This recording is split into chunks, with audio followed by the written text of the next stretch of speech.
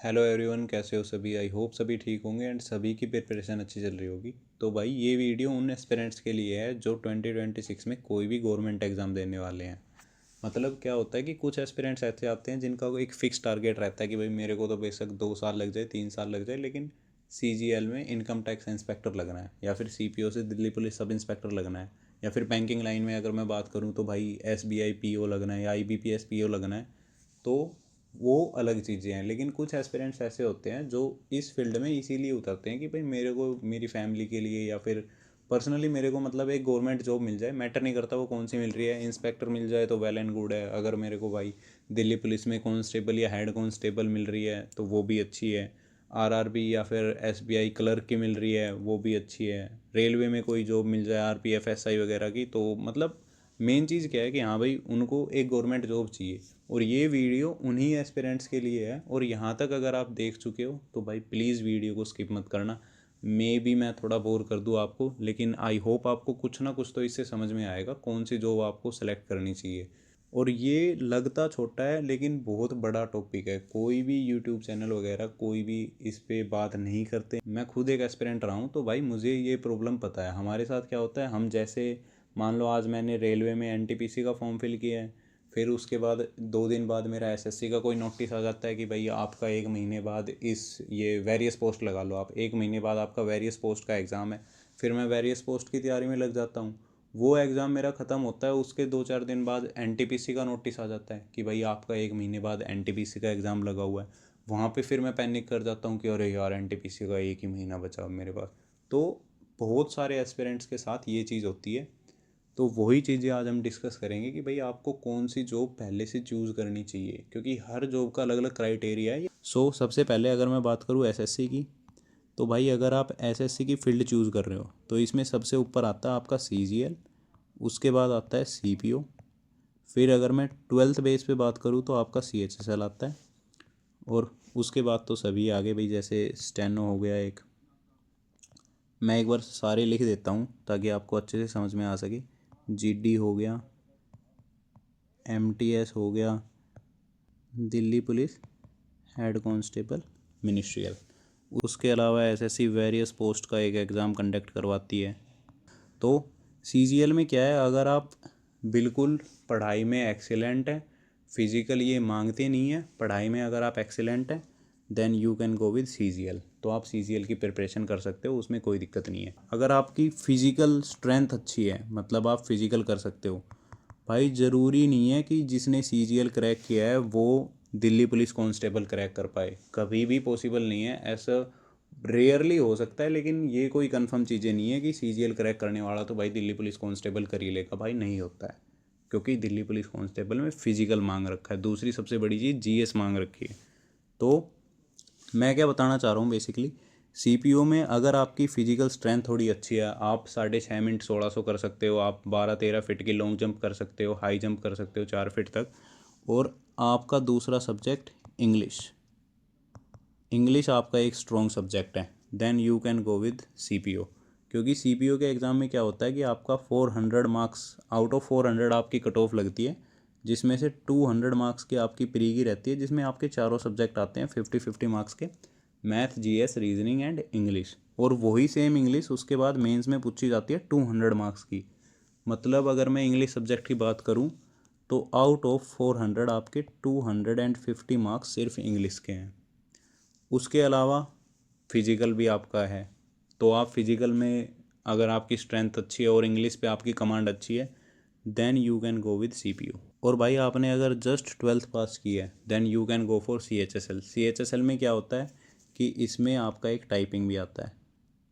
Typing CGL में भी आता है, लेकिन CPO में टाइपिंग और कंप्यूटर का कोई रोल नहीं है। और CHSL में दोनों ही चीज़ों का रोल है, कंप्यूटर का भी रोल है और टाइपिंग का भी रोल है। तो आप 12th आपने जस्ट पास आउट किया है, आपकी और सारे सब्जेक्ट जितने भी हैं, आपकी फ़िज़िकल इसमें नहीं मांग रखा। अगर आपकी फ़िज़िकल स्ट्रेंथ ठीक नहीं है और आप बाकी सब्जेक्ट्स पे आपकी कमांड है then you can go for CHSL। लेकिन इसमें टाइपिंग का ध्यान रखना कि आपकी टाइपिंग पे भी कमांड हो। उसके अलावा अगर मैं बात करूँ, आपको कोई ऐसी पोस्ट चाहिए भाई जिसमें आपका कंपटीशन कम है, आप कुछ भी पढ़ने के लिए रेडी हैं, लेकिन बस कंपटीशन आपको इतना नहीं चाहिए, क्योंकि आपको पता है कि 35-36 लाख जो एस्पिरेंट्स है वो फॉर्म फिल करते हैं। उसके बाद इसकी 50% अटेंडेंस रहती है। उसके बाद हर यूट्यूब चैनल से पता लग रहा है कि भाई 2-3 लाख या 3-4 लाख कैंडिडेट्स का ही जो है कंपटीशन रहता है। लेकिन भाई मैं ये कहूँगा कि अगर आपके पास वैकेंसी 5,000 है या फिर 15, मान लो 15,000 वैकेंसी है, और इसमें आप 3 लाख कैंडिडेट से अगर कंपटीशन कर रहे हो तो भाई वो कम नहीं है। अगर मैं बात करूँ तो आपको आउट ऑफ 20 एक कैंडिडेट को जॉब मिल रही है, और ये भी तब है जब आपकी वैकेंसी जो है वो 15,000 आ रही है। लेकिन वैकेंसी 15,000 आती है हर बार। CGL में ही आज तक इतिहास में सबसे ज़्यादा जो वैकेंसीज़ आई हैं वो लास्ट टाइम अभी आई थी शायद 17-18 हज़ार, और उससे पहले एक बार आई थी 38-39 हज़ार। उसके अलावा CGL में भी 10,000 क्रॉस नहीं करता है। So don't expect that vacancy 15,000 आएगी। सो अगर आपको कोई ऐसी पोस्ट चाहिए जो जिसमें कंपटीशन कम हो, आपको जॉब भी अच्छी मिले, then you can go for steno. इसमें कंपटीशन कम रहता है, बट हाँ ये है कि आपको थोड़ा मेहनत इसमें ज़्यादा लगती है, क्योंकि आपको शॉर्ट हैंड सीखना पड़ता है। उसके लिए अलग कोचिंग सेंटर है। स्टेनो के बाद अगर बात की जाए SSC GD की, तो GD में आपकी फ़िज़िकल स्ट्रेंथ मांगता है भाई, बिल्कुल फिजिकल रहता है इसमें आपका। बाकी सब्जेक्ट भी रहते हैं लेकिन उसका लेवल कम रहता है। अगर आपको ये लगता है कि हाँ भाई मेरे को आते तो सारे सब्जेक्ट है, लेकिन स्ट्रोंग मेरा ऐसा कोई सब्जेक्ट नहीं है जो मैं ये बोल सकूँ कि हाँ भाई इसमें तो मेरे फुल आउट ऑफ फुल आ रहे हैं, then you can go for steno. इसके बाद आपका आता है MTS में बेसिकली क्या रहता है कि आपका जो मैथ रीजनिंग, 2 सेक्शन में MTS का पेपर कंडक्ट करवाया जाता है। एक रहता है मैथ रीजनिंग का, वो आपका सिर्फ क्वालिफाइंग रहता है। तो मतलब अगर आपको मैथ रीजनिंग कम आती है तो कोई प्रॉब्लम नहीं है, आप इजीली ओनली रीजनिंग के सेक्शन से भी उसको क्वालिफाई कर सकते हैं। लेकिन उसके बाद आपको इंग्लिश और GS पे आपकी थोड़ी अच्छी कमांड होनी चाहिए, क्योंकि उन दोनों में से आउट ऑफ 150 मेरिट आपकी रहती है। अब बात की जाए भाई दिल्ली पुलिस कांस्टेबल और हेड कांस्टेबल मिनिस्ट्रियल की, तो इन दोनों में से आपका Delhi police head constable ministerial easy रहता है दिल्ली पुलिस कांस्टेबल के मुकाबले। ऐसा मैं क्यों बोल रहा हूँ, क्योंकि भाई मेन चीज़ GK 50 नंबर की आती है भाई। तो अगर आपकी GK स्ट्रॉन्ग है और फिजिकल स्ट्रेंथ भी है, क्योंकि इसमें आपका फिजिकल भी है, और जो कि दिल्ली पुलिस हेड कांस्टेबल से हार्ड है। इसमें आपकी 1600 मीटर के लिए टाइमिंग 6 मिनट की टाइमिंग आपसे मांग रखी है इसमें दिल्ली पुलिस कांस्टेबल में। तो अगर आपकी GK स्ट्रॉन्ग है और आपकी फिजिकल स्ट्रेंथ भी इतनी है, then you can go for Delhi police constable. But अगर मैं बात करूँ कि आपकी GK स्ट्रॉन्ग नहीं है भाई, तो आप Delhi police head constable ministerial के ऊपर बिल्कुल फोकस्ड रह सकते हो भाई। ऐसा क्यों बोल रहा हूँ, क्योंकि इसमें सिर्फ 20 मार्क्स की ही GK आपको देखने को मिलती है। और उसके अलावा अगर फिजिकल स्ट्रेंथ की बात करूँ तो इसमें 1600 मीटर की टाइमिंग आपसे 7 मिनट की दे रखी है कि आप 7 मिनट में कंप्लीट कर सकते हो। उसके बाद अगर मैं बात करूँ कि हेड कांस्टेबल मिनिस्ट्रियल में ऐसा क्या मांग रखा है, मतलब ऐसा तो हो नहीं सकता कि भाई सारी चीज़ें ईजी हो, क्योंकि हर पोस्ट में एक ना एक चीज़ तो ऐसी रहती है जो वो आपसे हार्ड मांगता है। और Delhi police head constable ministerial में ऐसा क्या है, इसमें भाई टाइपिंग है ऐसी। आपसे जो मिनिमम स्पीड मांगी जाती है वो 30 वर्ड पर मिनट मांगी जाती है, लेकिन इसमें आपको सिर्फ 10 मार्क्स ही मिलते हैं। और अगर आप 50 वर्ड पर मिनट से ऊपर अगर आपकी टाइपिंग स्पीड रहेगी तो फिर आपको 25 मार्क्स मिलते हैं टाइपिंग के, और जो कि फाइनल लिस्ट में इंक्लूड होते हैं। तो Delhi police head constable ministerial में आपका क्या मांगता है, मेनली टाइपिंग मांगता है। उसके अलावा जो एग्ज़ाम होता है वो इतना हार्ड नहीं रहता है। कोई ऐसा सब्जेक्ट नहीं है भाई जिसकी वेटेज हद से ज़्यादा दे रखी है, सबकी एवरेज है। सो वहाँ से आप Delhi police head constable ministerial को अपना टारगेट बना सकते हैं। उसके बाद अगर वेरियस पोस्ट की मैं बात करूँ तो इसमें क्या है, वेरियस पोस्ट में कंप्यूटर बेस्ड टेस्ट होता है भाई। उसके अलावा अगर किसी में मांग रखा है तो स्किल टेस्ट भी होता है। लेकिन हाँ ये फ़र्क है कि आपको लेवल इजी देखने को मिलेगा, क्योंकि सारे सब्जेक्ट तो CGL में भी आते हैं, लेकिन उसका लेवल थोड़ा मतलब अलग हो जाता है। सो ये जितनी भी थी ये SSC की पोस्ट थी। मैं बस ये कह रहा हूँ कि आप जो भी पोस्ट के लिए अप्लाई कर रहे हो, आप अपना एक फ़िक्स टारगेट लेके चलो पहले ही, कि मेरा ये सब्जेक्ट स्ट्रॉन्ग है। भाई दूसरे सब्जेक्ट को स्ट्रॉन्ग क्यों बनाना है, अगर आपके एक सब्जेक्ट में आपको कोई पोस्ट मिल रही है तो। उसमें क्या होता है कि आपका जैसे अगर CPO का एग्ज़ाम आपका मान लो अभी तो जैसे कैलेंडर रिलीज़ हो चुका है, बहुत लेट है। लेकिन अगर ऐसा हो कि भाई CPO का एग्ज़ाम CGL से 1 महीने पहले हो या फिर 20 दिन पहले हो, तो फिर आप CPO पे टारगेट करोगे या CGL पे करोगे। ऐसे में क्या होता है कि भाई सिलेबस तो सेम ही है, लेकिन भाई फ़र्क बताऊँ क्या आता है कि आपको अगर CGL के लिए टारगेट करना है ना, तो आपको मेंस की ही प्रिपरेशन डायरेक्ट लेके चलनी पड़ेगी। ऐसा नहीं है कि आप प्री करके आराम से चिल बैठ के उसके बाद प्री का रिज़ल्ट आ रहा है फिर आप मेंस उठा रहे हो कि हाँ भाई लाओ अब मेंस की तैयारी करते हैं। ऐसे CGL भी क्रैक नहीं होता भाई। हर पोस्ट की यही बात है। आपको लगता है ऐसा है कि हाँ यार 10 नंबर से रह गया, 5 नंबर से रह गया, 2 नंबर से रह गया, अगली बार तो आराम से निकाल लूँगा, लेकिन भाई ऐसा नहीं होता है। तो अपना टारगेट पहले से फिक्स करके चलो। उसके अलावा मैं बात करूँ अगर कोई सब्जेक्ट स्किप करने की, तो अभी रेलवे पे आ जाते हैं भाई। रेलवे में क्या रहता है आपका, SSC के मुकाबले रेलवे में कंपटीशन थोड़ा बहुत फ़र्क है, मतलब थोड़ा बहुत कम है। अब रेलवे में क्या क्या एग्ज़ाम आते हैं भाई, आपका एक आता है NTPC अगर आप ग्रेजुएट हो तो, आपका एक आता है NTPC अगर आप अंडर ग्रेजुएट हो, मीन्स आप 12th पास हो। उसके अलावा RPF SI का एग्ज़ाम रहता है। अब RPF SI और एक आपका ग्रुप डी का एग्ज़ाम रहता है इसमें। तो NTPC ग्रेजुएट की अगर मैं बात करूं तो भाई इसमें आपकी इंग्लिश नहीं आती। अगर आपकी इंग्लिश स्ट्रॉन्ग नहीं है तो आप आंख बंद करके NTPC की तरफ जा सकते हो, क्योंकि उसमें इंग्लिश का सब्जेक्ट ही नहीं है। वहाँ पे आपको GS, रीजनिंग और मैथ पूछी जाती है। That's the same thing happens with under graduate, उसमें भी कोई इंग्लिश नहीं है। और इनमें अगर मैं बात करूँ तो इनमें एक प्री आता है, एक मेंस आपका होता है। उसके बाद कुछ पोस्ट ऐसी रहती हैं जिनमें भाई आपका टाइपिंग भी आपकी मांग रखी है, कुछ पोस्ट के लिए टाइपिंग मांग रखी है, कुछ के लिए भाई कंप्यूटर का जो रहता है ना, कंप्यूटर बेस्ड कुछ रहता है शायद, कोई एग्ज़ाम आपसे पूछा जाता है aptitude test, computer based aptitude test, तो वो भी आपका इसमें होता है। RPF SI की अगर मैं बात करूँ तो RPF SI में भी आपको कोई भी इंग्लिश देखने को नहीं मिलती। हमने अभी एक पोस्ट देखी थी भाई जस्ट ही CPO की, उससे भी आपको सब इंस्पेक्टर की जॉब ही मिल रही थी, लेकिन उसमें आपकी सबसे ज़्यादा कमांड किस पे थी, इंग्लिश पे। लेकिन अगर आपको सब इंस्पेक्टर की ही जॉब चाहिए लेकिन आपकी इंग्लिश पे कमांड अच्छी नहीं है, you can go for RPF SI। इसमें इंग्लिश नहीं आती, वही 3 सब्जेक्ट आते हैं, GS, रीजनिंग एंड मैथ। उसके अलावा अगर मैं बात करूँ रेलवे ग्रुप डी की, रेलवे ग्रुप डी में भी भाई सेम ही चीज़ है। इसमें भी कोई इंग्लिश आपकी नहीं आती, इंग्लिश नहीं पूछी जाती। रेलवे के जितने भी एग्ज़ाम है किसी में भी इंग्लिश नहीं आ रही है। अगर आपकी इंग्लिश वीक है then you can go for these post. उसके अलावा फिजिकल स्ट्रेंथ आपकी अच्छी है then you can go for RPF SI। अच्छी नहीं है NTPC अंडर ग्रेजुएट या ग्रेजुएट में आप अपना फॉर्म फिल करो। तो कुछ ऐसे पैटर्न से आपको इस बार देख के चलना है। उसके अलावा अगर मैं बात करूं तो भाई जो भी फॉर्म फिल करते हो हाथ जोड़ के उसकी नोटिफिकेशन अच्छे से पढ़ लिया करो। यूट्यूब वालों से मत पूछो भाई, आपको अगर आप गवर्नमेंट जॉब का फॉर्म फिल कर रहे हो तो भाई वहाँ पे आपको मतलब इतना तो आना चाहिए कि भाई मैं एक नोटिफिकेशन अच्छे से पढ़ पाऊँ। भाई अगर किसी में स्टेट वाइज वैकेंसी दे रखी है तो वहाँ पे आपको अपना एक प्रॉपर स्टेट चूज़ करना चाहिए कि भाई मेरे को इस स्टेट में वैकेंसी फॉर्म फिल करना चाहिए, इसमें ज़्यादा वैकेंसी दे रखी है भाई, यहाँ पे सिलेक्शन होने के ज़्यादा चांसेस है। पिछली साल की कट ऑफ चेक करो यूट्यूब पे, बहुत सारे बंदों ने कट ऑफ डाल रखी होती है कि भाई पिछली बार कट ऑफ कितनी गई थी, कौन से स्टेट की हाई रही थी, कौन से स्टेट की लो रही थी, कहाँ पे लैंग्वेज बैरियर तो नहीं है, क्योंकि आजकल लैंग्वेज प्रोफिशिएंसी टेस्ट होने लगा है।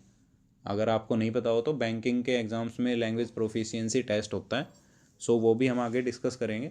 तो मतलब अगर आपके फॉर्म फिल हो रहे हैं तो भाई आप ध्यान से वैकेंसी ज़रूर देखो। अगर आपको घर वाले फोर्स करते हैं कि भाई ठीक है फॉर्म भरने में क्या जाता है, कम से कम एग्ज़ाम तो देख के आ, तो भाई फॉर्म फिल कर दो, आप ध्यान मत दो उस पर। मतलब कुछ तो आपको करना पड़ेगा। लेकिन अगर आप ये कर रहे हो कि भाई आपकी इंग्लिश वीक है, फिर आपका NTPC का एग्ज़ाम लगा हुआ है जिसमें इंग्लिश पूछी नहीं जाती, लेकिन उससे पहले आपका ऐसा एग्ज़ाम लगा हुआ है जिसमें इंग्लिश पूछी जाती है, फिर आप ओनली इंग्लिश पढ़ रहे हो, 1 महीने बाद आपको वो एग्ज़ाम देना है जिसमें आपकी इंग्लिश नहीं पूछी जा रही। भाई ऐसे नहीं होगा, ऐसे नहीं होगा। तो उसी वजह से ये वीडियो मैं बना रहा हूँ। सो वापस टॉपिक पे आते हैं भाई, मैं कुछ ज़्यादा इधर उधर निकल गया था माफ़ करना। तो ग्रुप डी में बेसिकली क्या है कि आपका एक फिजिकल भी होता है। इसमें क्या है, आपको एक 35 kg का वेट दिया जाता है, उसको आपको 100 मीटर तक ले जाना रहता है। 2 मिनट्स की आपको इसमें टाइमिंग दी रहती है। उसके अलावा अगर मैं बात करूँ तो 1000 मीटर की आपकी रनिंग भी होती है, जिसके लिए आपको 4 मिनट और 15 सेकेंड का टाइम भी देते हैं वो लोग।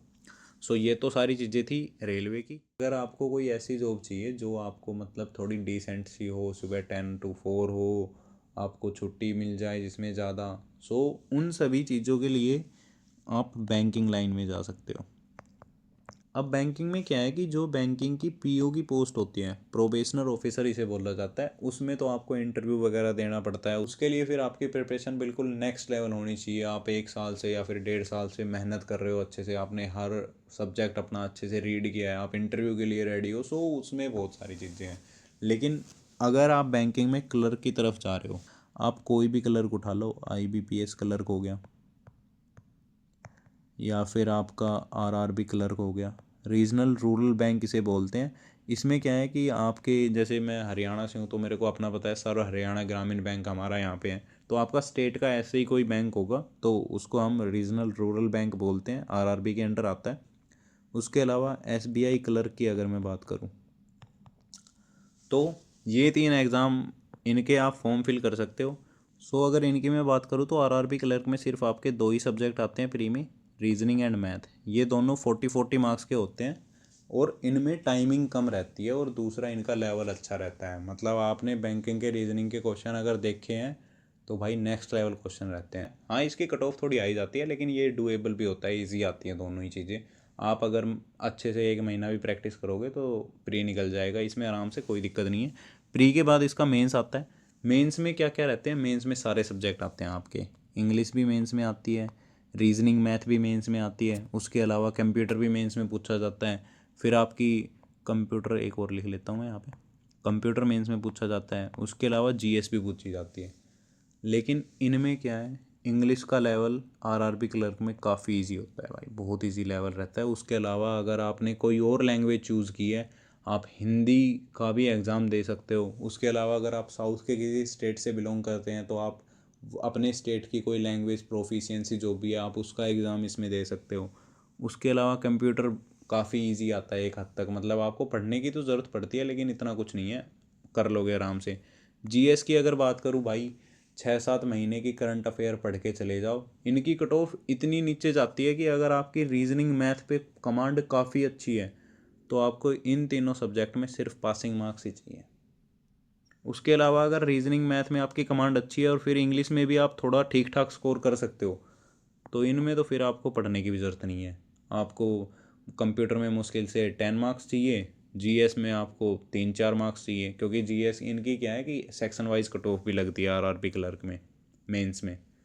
सो अगर आपको एक डेस्क जॉब चाहिए और ये थोड़ा लेवल ठीक ठाक चाहिए, फिजिकल स्ट्रेंथ आपकी नहीं है, you can go for RRB clerk. और यही सेम चीज़ होती है भाई SBI क्लर्क के लिए। इसके प्री में आपसे GS नहीं पूछी जाती। बैंकिंग में GS का क्या है, आप 6 महीने की करंट अफेयर पढ़ो, अगर आपके 40 क्वेश्चन आ रहे हैं तो उसमें से आपके 16 या 17 क्वेश्चन आप आराम से अटैम्प्ट कर सकते हो अगर आपने 6 महीने की सिर्फ करंट अफेयर पढ़ी है।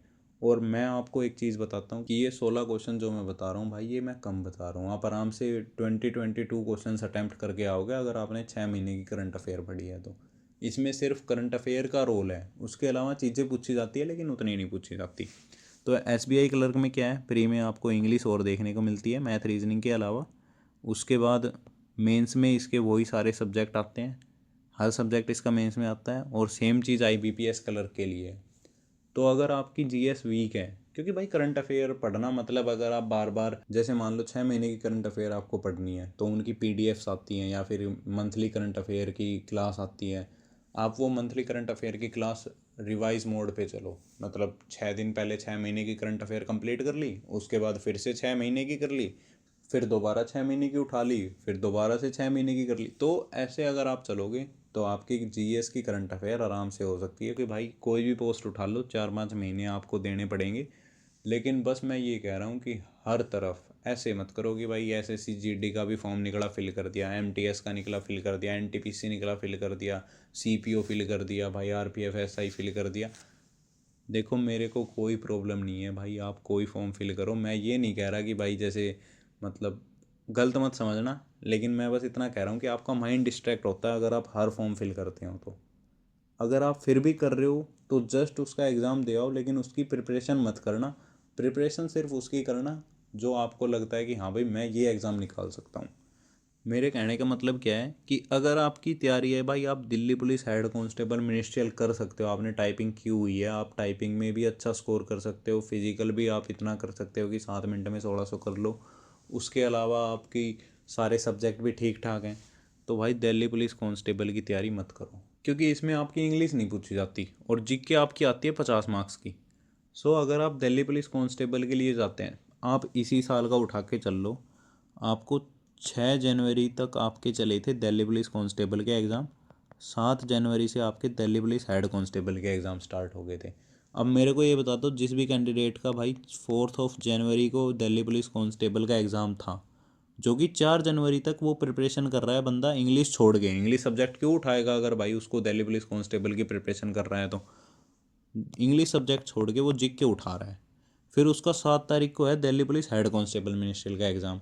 7 तारीख तक फिर वो क्या करेगा, वो जीके को छोड़ देगा, क्योंकि भाई जीके तो सिर्फ 20 मार्क्स की आ रही है, इंग्लिश 25 मार्क्स की आ रही है दिल्ली पुलिस हेड कांस्टेबल में। तो भाई सोच समझ के पहले ही आप, मैंने ये सिर्फ कुछ एग्जांपल उठाए हैं। आप भाई जितनी भी पोस्ट आपने देखी है भाई, कोई आपकी स्टेट की पोस्ट है, कोई आपकी भाई टीचिंग लाइन की पोस्ट है, बहुत सारी पोस्ट आती हैं। तो आप अपना पहले एक फिक्स टारगेट करो। जो भी पोस्ट है उन सब का अलग अलग क्राइटेरिया है भाई। तो आप अपना अपना खुद में देखो कि भाई मेरा कौन सा सब्जेक्ट स्ट्रॉन्ग है। एक कॉपी पेन उठा लो, अगर आपको ऐसे थोड़ा अजीब लग रहा है तो कॉपी पेन उठा के उसमें लिख लो कि भाई मेरा ये सब्जेक्ट स्ट्रॉन्ग है, मैं इसमें मेरी कमांड अच्छी है, इसमें मैं इतना स्कोर कर सकता हूँ, इसको मैं 2 महीने पढ़ के इस पे कमांड अपनी बना सकता हूँ, या फिर फिजिकल स्ट्रेंथ मेरी इतनी है तो टाइपिंग स्पीड मैं यहाँ से कर सकता हूँ, या फिर टाइपिंग स्पीड नहीं होगी। तो उस हिसाब से जितनी भी पोस्ट आपको नज़र आती है, हर पोस्ट का एक बार क्राइटेरिया देखो कि भाई क्या क्या मांग रखा है इसमें, क्या एग्ज़ाम पैटर्न है, क्या सिलेक्शन प्रोसेस है पूरा। उसके बाद आप उसका फॉर्म फिल करो और उसके लिए प्रिपरेशन करो। आंख बंद करके जब तक प्रिपरेशन करोगे भाई, सिलेक्शन होने के चांसेस उतने ही कम रहते हैं, क्योंकि हर बार यही होना है कि भाई महीने बाद दूसरा एग्ज़ाम, महीने बाद दूसरा। सच बताऊं तो कई बार महीने का भी टाइम नहीं रहता, जैसा आप यहाँ देख सकते हो 6 जनवरी और 7 जनवरी, 2 दिन का भी टाइम आपको नहीं मिलता। और दोनों के सिलेबस में इतना डिफरेंस है वो आपको पता है, क्योंकि दूसरे में कंप्यूटर पूछा जा रहा है, टाइपिंग पूछी जा रही है, इंग्लिश पूछी जा रही है, जीके ना के बराबर, ना के बराबर नहीं बोलूँगा, 20 मार्क्स की जीके आती है, लेकिन कांस्टेबल में तो जीके 50 मार्क्स की आ रही है, लगभग आधी जीके आ रही है, इंग्लिश बिल्कुल नहीं आ रही। तो आप कौन सी पोस्ट के लिए जाओगे? सो इसी वजह से मैं बोल रहा हूँ कि भाई पहले आप शांति से बैठो, जितनी भी आपकी पोस्ट, जितनी पोस्ट कह रहा हूँ यार, कहाँ पहली वीडियो जो इतनी खींच दी तो उस वजह से थोड़ा, तो जितनी भी आपकी भाई स्ट्रेंथ है उन सबको वहाँ पे लिखो, जो वीकनेस है उनको लिखो, फिर जो पोस्ट आपकी बचती है उसके लिए आप प्रिपेयर कर सकते हो। सो आई होप आपको कुछ तो समझ में आया होगा यहाँ से। मेरा समझाने का तरीका थोड़ा अजीब हो सकता है, क्योंकि मैं कोई ऐसा टीचर नहीं हूँ भाई। हाँ, थोड़ा बहुत एक्सपीरियंस है इन फील्ड में, तीनों में ही, क्योंकि बैंकिंग के इस बार एग्ज़ाम दिए हैं तो उनसे पता लगता है। एसएससी के मैं लगभग 2022 से देता आ रहा हूँ। बाकी सारा कुछ डाटा आपको प्रोफाइल में मिल ही जाएगा, तो इंट्रो वगैरह देने की कुछ नीड है नहीं। सो एक कोशिश की है कि भाई इस टॉपिक पे कोई भी बात नहीं करता, क्योंकि लगता ही बहुत माइनर है कि हाँ यार क्या हर गवर्नमेंट जॉब में सेम ही सब्जेक्ट पूछे जा रहे हैं। क्योंकि मैं खुद ही ये सुनता आया हूँ ना इतने सालों से कि भाई सारे सब्जेक्ट तो सेम ही है, सब में वही सेम चीज़ पूछी जा रही है, सब में जीएस सेम है, सब में इंग्लिश सेम है। तो ऐसा नहीं होता है, थोड़ा अपना सोच समझ के करना। सो वीडियो अच्छी लगी हो तो भाई ठीक है, नहीं लगी हो तो भी ठीक है। आई होप कुछ तो आपको समझ में आया होगा इससे। So thank you, thanks for watching the video.